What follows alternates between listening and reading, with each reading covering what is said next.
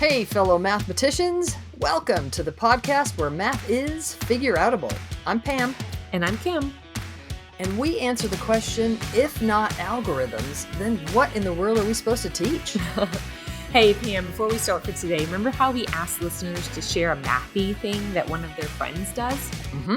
All right, we got a couple of responses, and I want to share one with you. So Robin White from Pine Tree said that she's got a friend named Clay Nivall, and he messes with numbers a lot. So she shared two things that he does that she thinks maybe not everyone thinks about. One of them is that when he adds numbers like, say, 241 and 316, he thinks about 24 tens plus 31 tens to get 55 tens or 550. And then he adds the ones to that. Isn't that cool? It is kind of cool. And so, y'all, you might want to get a pencil and write those numbers down. Like, he was thinking about 241 and 316. Yep. But instead of thinking about 200 and 300, he was thinking about that 241 is 24 tens with the one left over. 316 is 31 tens with the 6 left over. And what did he do with those tens again? He just added the tens together. Because 24 tens and 31 tens, he can get 55 tens. So he knows that's 550, and then he just tacks on the ones. That's pretty cool. That's great cool. Place value, right?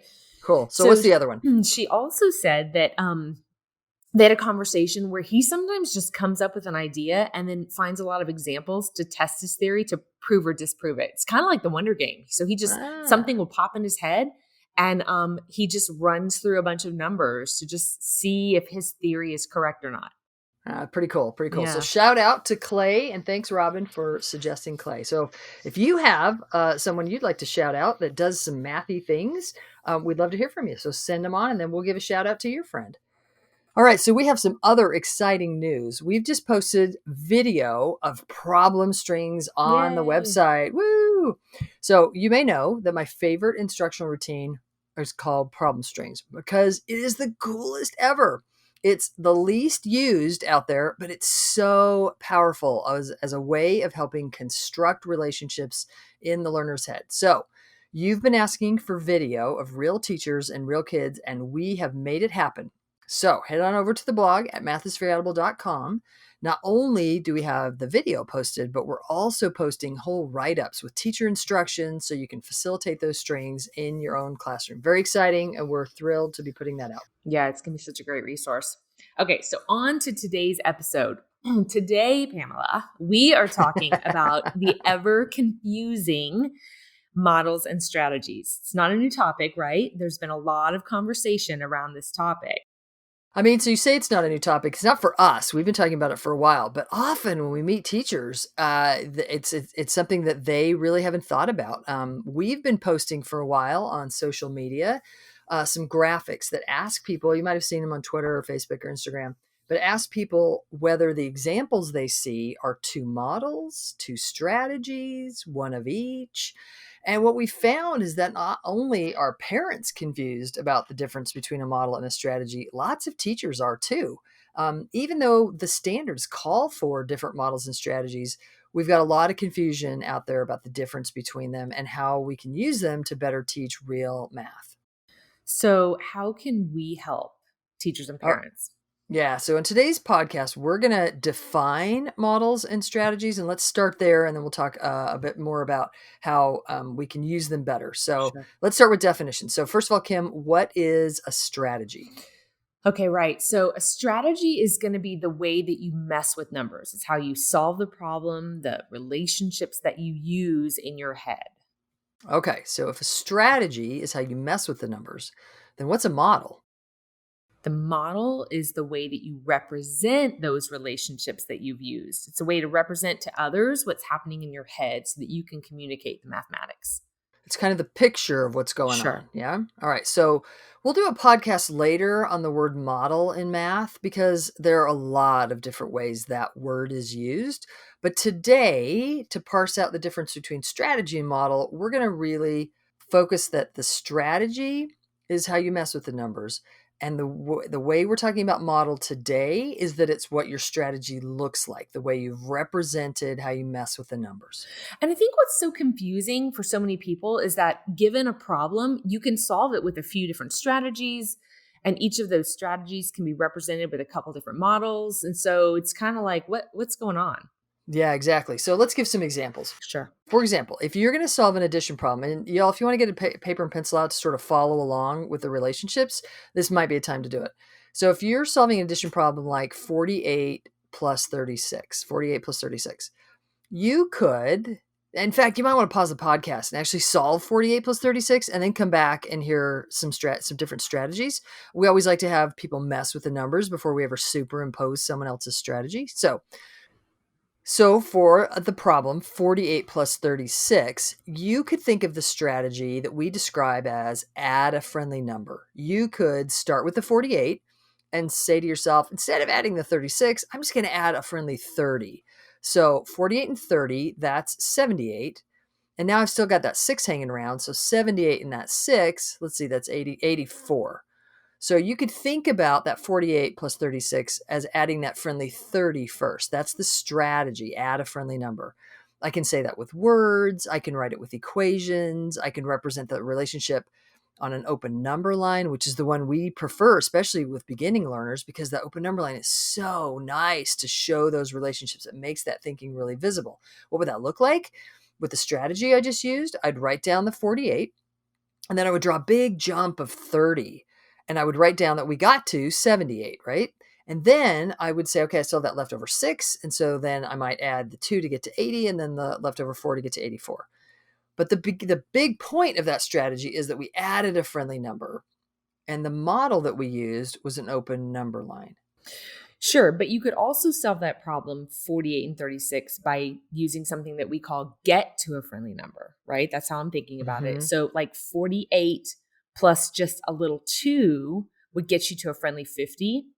And then you still have 34 left to add. So now you're adding 50 and 34 to get to that final 84. That strategy that I'm thinking about is called get to a friendly number. And again, I could model that with equations or on an open number line. And my open number line would actually look different than yours because I would still start at 48, make a little bitty jump of 2 to get to 50, and then a big jump of 34. Your way of thinking could be represented on 2 models, and my way of thinking could be represented on those 2 models, but we're thinking about the numbers differently. And when you say way of thinking, that's strategy. Right. Yep. So what I'm realizing is that there are a ton of people who mess with numbers. They really do use a variety of strategies in their real life, but they don't necessarily model that for others, right? My husband's a builder and he has great relationship with numbers because he does a lot with number, but he doesn't represent those on a number line. It would be all equations if he were asked to record something. Yeah, and he doesn't probably do either. He probably just does use the relationship blah, blah, blah. And he probably doesn't use either. He probably just uses the relationships in his head, gets the answer he needs, and moves on. But in a math class, we want to communicate our thinking to others, and that's where the modeling comes in. Let's do a multiplication example. Okay, how about 16 times 9? Okay. I might think about that as 10 times 9 and 6 times 9. And I could represent that with equations, right? Or on a ratio table or on an open array. So my strategy would be 10 times 9 plus 6 times 9. So you're breaking up the 16 into 10 and 6. Okay. And I could represent those on an equation model, a ratio table model, or an open array. And on the open array, which is going to maybe be my choice, I might look at that as a 10 by 9 and then a 6 by 9 put together to make that 16 by 9 rectangle. And then you can add the areas of each of the small rectangles together to get the area of the big rectangle. While a different kid might think about the 16 by 9 as 16 by 10 and get rid of the extra 16. That would look like a set of equations or entries on a ratio table or a big array where you hack off part of it. So again, a different strategy, but the same models, but those models might look a little different because it's a different strategy. Yeah. And so you described 2 strategies, sort of where you kind of chunked 2 smaller areas together was one strategy. And the other strategy is where you found a bigger area and kind of hacked off the extra that you had. Those are two different strategies, and you were describing them on a rectangle, an area model. Um, which is a really nice way to sort of integrate multiplication and area and dimensions and factors and the area with the product. And so that's one of the reasons we like to use the area model or the rectangular array, is that it brings those all together, but it also makes the thinking visible, which is the power of modeling. And we'll get into more detail about this later, but I wanted to mention that if you are doing those rectangular arrays, those area models, then those rectangles should try to at least be somewhat proportional. Like, don't make a 16 by 9 rectangle look like a square. No, don't do that. Because that's bringing sort of in proportional reasoning that teachers should have, that rectangles should look like rectangles, squares should look like squares. Part of the power of that model is that students can develop spatial sense. But if we're not actually representing them correctly, or at least somewhat correctly, that spatial sense goes out the window and it becomes just another set of steps for kids to memorize. So we really want to represent rectangles as rectangles, somewhat proportional to what they really are. Sure, that's a really, really good point. So we started with some numeracy examples. Talk to me a little bit about a high school example. All right, so a high school example of what strategies are versus what models are could be that often we ask kids to find the equation of a line given some data. So they've got some numbers, some data, and we say, if you were going to fit a line to this data, then how could you find, what would the equation be of that line? So one way that students might use data to find the equation of a line that would fit that data is they might find the rate of change, and then they might walk back that rate from a given point until they find the y-intercept. They might choose a friendly point, the rate that they found, and then walk it back one at a time, because it's a unit rate, until they get the y-intercept. And now that they have the rate and the y-intercept, they can write the equation of a line. But a student might do that in a table, or they might do that on a graph, two different models, but they're using the same strategy of using the unit rate from a given point to walk back to the y-intercept. That strategy is a unit rate strategy, and the model could be a table or a graph. Now, a different strategy might be that a student might find that rate using that data, but they might find a non-unit rate. They might say the kid was traveling 6 feet in 2 seconds. And instead of simplifying that to 3 feet per 1 second and using that and going back by 1 second every time, they might go back 2 seconds and 6 feet all in one fell swoop. They might use that non-unit rate. And then that way they're jumping to the y-intercept even faster. That's a bit more sophisticated, a bit more efficient. So that strategy, we could talk about that strategy as a non-unit rate strategy. And that student could use either model. They could represent their strategy on a table. They could represent their strategy on a graph. A third strategy that we've seen students use when they've been given data to write the equation of a line is that they might say, they might find that rate of change again. And then once they have that rate of change, they might say, all right, so if the kid was walking at a rate of 2 feet per second, so say that's the data, the kid's walking, and we've got time and distance data. If the kid was walking at a rate of 2 feet per second, I can think about that line, y equals 2x, or y equals 2t. And I can think about that line, but I know that it needs to go through these points. So how high up would I have to shift that line? So I sort of start with the rate of change and I think about the line that would have that blanket rate of change. How high would I have to shift that line to be able to go through most of those points? So that's sort of a transformation approach. Their strategy is to think about transforming that rate of change line to go through the points. It's kind of, we would call that a transformation strategy. Well, they could think about that. Most of the time we see kids thinking about that on a graph, but they could think about that in a table. Two different models, a table or a graph, for three different strategies, a unit rate strategy, a non-unit rate strategy, or a transformation strategy, all to find the same equation of a line. So, I'm listening to you share a little bit, and I'm thinking about how we're really just honoring the way that kids think about things. Yeah. Just their own approach to solving mathematics. Okay, so we defined model and strategy, and you and I are clear that a problem can be solved with different strategies. And then also they can be recorded with different models. So I'm going to ask you a big question now. Okay. Which of those is more important? Which should teachers and parents be more concerned with, strategies or models? So in a nutshell, if you force me to answer this question, teachers should care about both. But if I have to make a choice, it's more about strategy. Like you just told us earlier about your husband who has some strategy. That's so important. He's not just mimicking a bunch of steps, regurgitating a procedure that he learned. Like he's got some ways of dealing with relationships. That's so important. Now, if he was my student, ideally I would want to build on that. I would want to represent what he was doing in such a way that he could then build other strategies that would just help him gain more relationships and have a more dense brain structure.